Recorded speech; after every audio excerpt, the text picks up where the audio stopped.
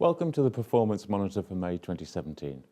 My name's Barney Hawkins and I'm an Investment Director at True Potential. Like last month, we'll first review the markets and then look at some of the key themes.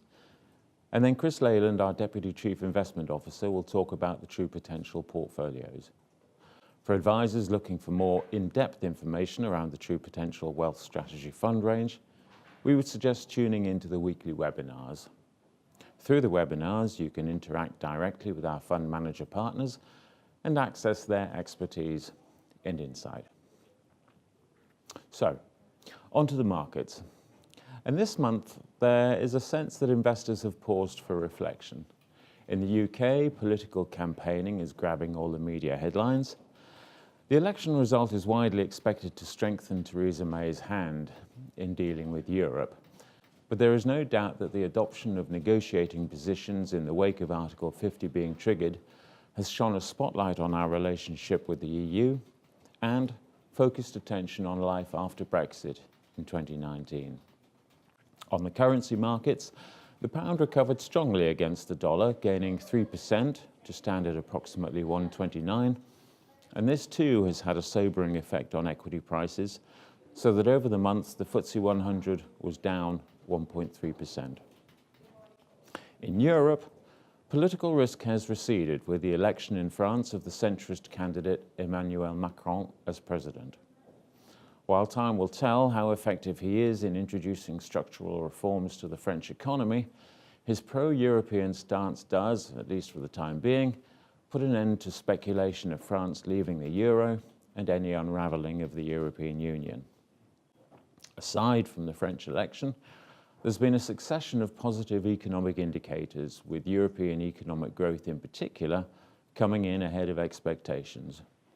Europe is an area where most of our fund managers have been increasing weightings, and this interest from investors, together with the improved economic outlook, helped the market rise 2.4% over the month, although the strength of the pound pared that back to a gain of just over 1% for a UK investor.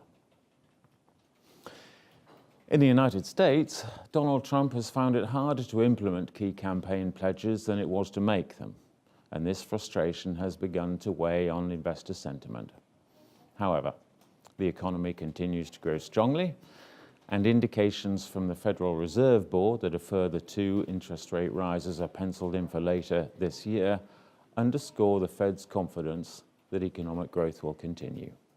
Over the month, the S&P 500 index nudged up 1%, but a weaker dollar translated this gain to a fall of 2.2% for sterling investors. Away from equities, the bond markets were generally positive despite talk of higher interest rates and growing inflationary pressures. Geopolitical tensions rising between the US and Russia and the US and North Korea, which also sucks in China, has caused some gravitation towards safe assets. This flight to safety lifted UK gilts up 0.4%, with the UK corporate bond index also up by 0.25%.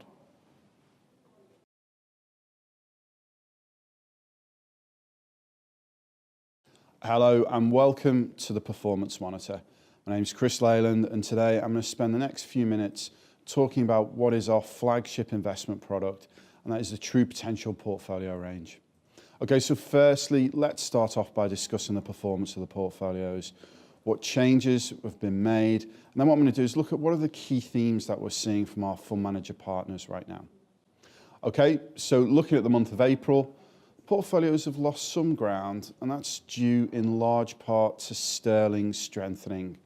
So what you see when the pound gains in value, it weighs down on returns generated by investments not denominated in sterling. Thankfully, a number of our managers who invest globally also have the skill set to hedge against foreign currency risk. This has taken the sting out of recent sterling strength, particularly against the US dollar. We would, however, not fixate on 1 month's numbers, would draw your attention to the longer term figures, which are extremely positive for investors, and that's across all risk categories. Our income portfolios show positive numbers over the month and give the clearest demonstration of currency hedging in action. You may recall that our Income Builder Fund, which invests globally and is sub-advised by Goldman Sachs, is now fully hedged against sterling strengthening. This allows the style benefits from bottom-up stock picking and the sources of return from traditional but also non-traditional asset exposures to fully emerge. In April, returns for both of our income portfolios were positive, helped immensely by Income Builder and our monthly income fund sub-advised by Columbia Threadneedle. And that's 80% invested in UK equities and 20% invested in sterling denominated bonds. Although UK stocks fell in aggregate over the month, the team at Threadneedle demonstrated excellent stock picking, as also did the team at Close Brothers. It's worth remembering that Close Brothers fully hedge out non-sterling bond exposure, and they also half hedge their equity exposures. Okay, so moving on, as you'll know, we speak to our fund manager partners at least monthly, looking for any short-term key themes. And what we then do is we then tilt our portfolios to take advantage of these key themes. This month, we've seen more disparity in view between our fund managers, with our more politically focused top-down managers more nervous with heightening geopolitical tension and Donald Trump struggling to enact his spending and taxation policies. And that's been weighing quite negatively on markets. However, to counter this view, our more bottom-up stock-picking managers are less concerned on valuation, believing the medium to long-term outlook for economies and therefore risk assets is positive.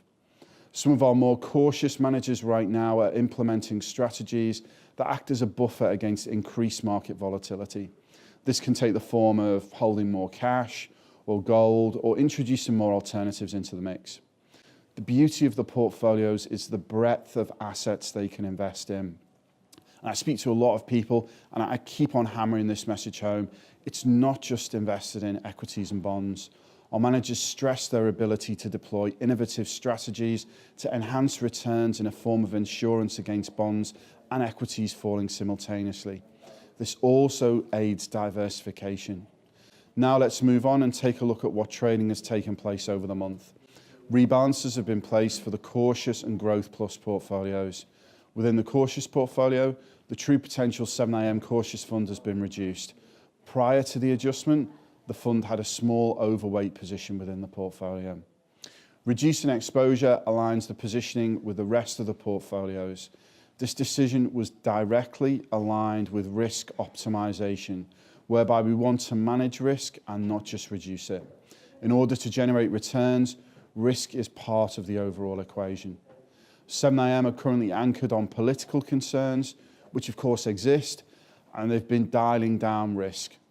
The switch to the True Potential Close Brothers Cautious Fund and the True Potential Allianz Cautious Fund helps us to control for both risk and return optimization.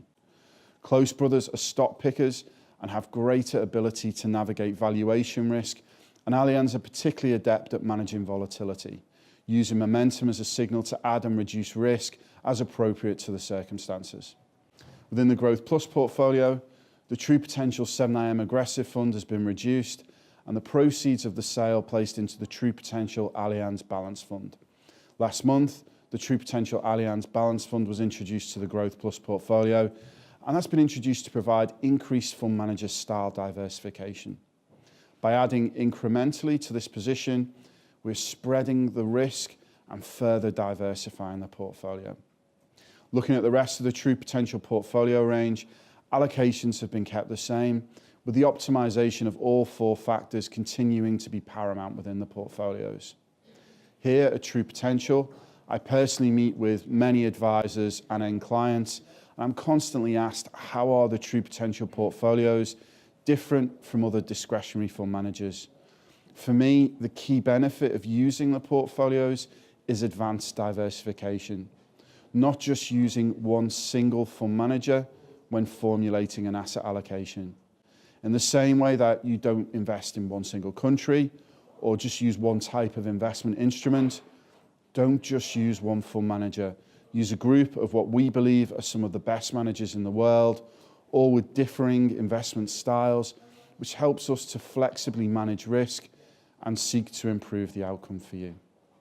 Okay, thank you very much. and I'll speak to you next time.